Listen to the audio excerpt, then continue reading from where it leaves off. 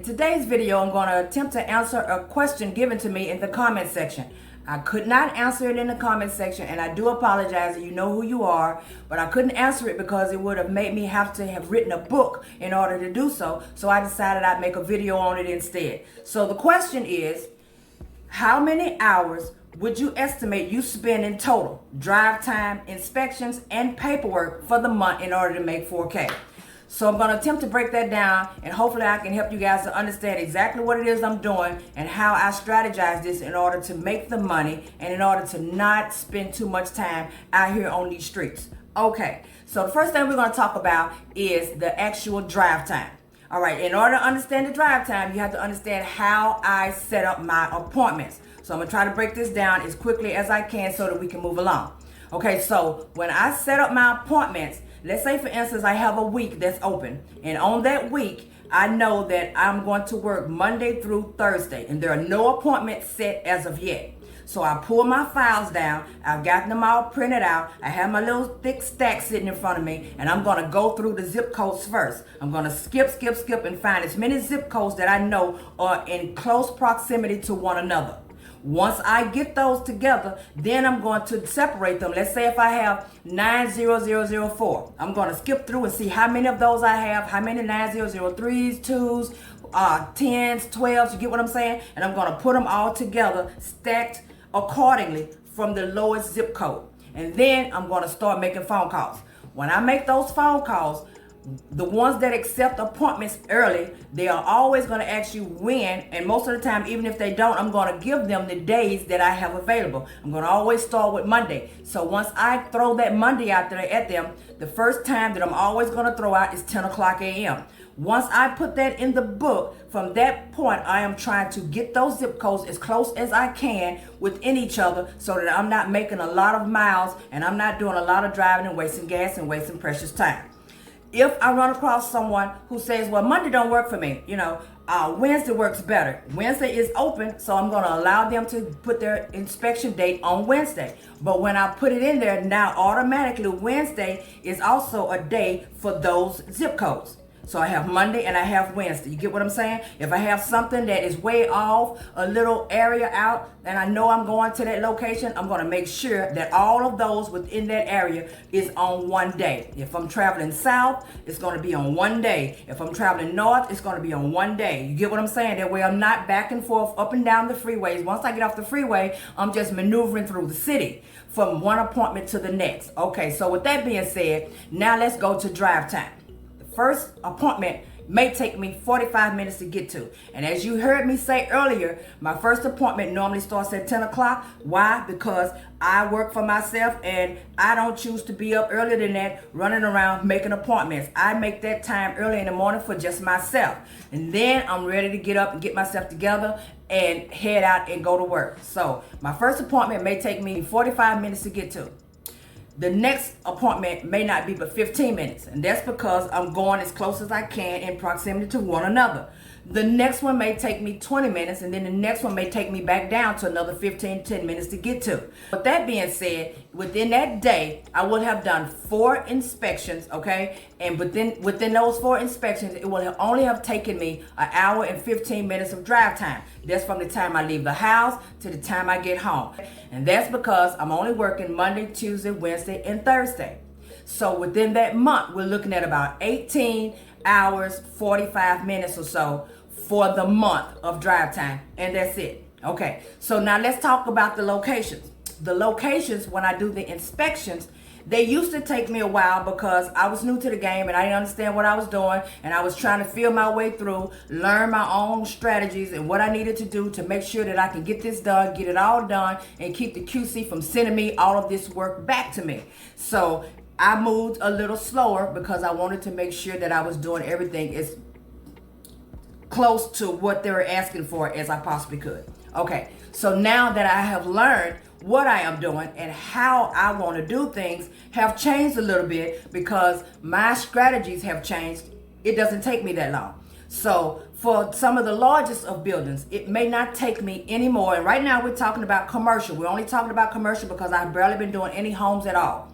So right now on the largest of buildings, it may not take me any more than 45 minutes to get a building done. And that's from the time I park, get out of my car, do the inspection. If I have to do a sketch, which most of the time on commercials, you don't have to do many sketches, which is a plus. And then get the paperwork, the questions answered, and get back in my car and head out. It's approximately 45 minutes. There are some that I have been in and out and didn't even realize it, and it didn't take me but 30 minutes to get it done. It all depends on the location. It depends on how large it is. A lot of things you have to take under consideration when it comes to actually getting the inspection done. And some of the things that come into play are, when you get there, are they there on time? Most of the time, my people are there on time.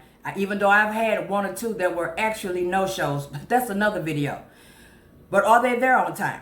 If they're there, who are we working with? What type of personalities are we dealing with? All of these different things play a part in that. And when I say personality, you may have some that want to jump to it, chop, chop, chop. We're going from one spot to the next. They're showing me everything I need to get to. They're moving just as fast as I am. We're barely talking and we're knocking this thing out. Then you have some who want to talk to you and talk and talk. Then you have some that don't have any idea of nothing that you're asking them when it comes to the paperwork, and they want to call the main office. They want to call, somebody who helped to build the building. They want to do all of these different things to help get the answer. And if these answers are something that you absolutely have to get answered by them, or you won't know the answer to when you get home, then that make you have to wait. So time is ticking. Then you have those that every time you ask them a question, they just go into these long drawn out stories, like how I can do on my YouTube channel, okay? Because I know that I am one who actually does that. And you just have to stay in control of your inspection as much as you possibly can. And then when you average that out for the week, you're looking at about 36 hours for 4 weeks. So you got 36 hours worth of inspections, being at the actual location and actually taking care of the inspections. Okay, so now let's move on. The next is putting in the paperwork. Now this can be a little tricky. It all depends on the actual companies that you're putting the paperwork in for. You have some that have so many questions that you have to answer inside of their system. You have some that have not only a lot of questions, but they're requiring sketching as well. That all depends. If I have to do a sketch and I have a lot of questions that I have to answer, and we have to actually put the description to the pictures inside of the system as well, it could take me 30 minutes. I know for a fact because I started timing myself, thinking that I was going to start getting through quicker. And I was like, let me set this timer. Let me see how long it's going to take me to do this paperwork so I can know what I'm looking at on average for this company. So I know that it's normally about 25-30 minutes at most. Now, if I'm doing it for another company that I work with, it could be anywhere from 15 to 20 minutes to actually do all of it. And that includes upload the pictures too, to get it all done. Okay, so with that being said, we're looking at, for 4 forms each day, 4 forms, that equals to 2 hours of work, okay? That equals to 8 hours in the week. That equals to 32 hours in a month worth of putting in actual paperwork. You're looking at almost 4 weeks worth of work being done within a 2-week period. And that's how it's all broke down. So it's very easy to make decent money and not have to pull in all your hours. Instead of 40 hours per week, I am putting all of it together and creating one whole amount of time. And we're looking at 36 hours for the location times for the whole month. 36 hours worth for the entire month. And then for the entire month, we're looking at about 32 hours worth of putting in paperwork. It sounds like a lot, but when you look at it now, it's 40 hours per week. Most people work on the 9 to 5. So you got 2 weeks of free time.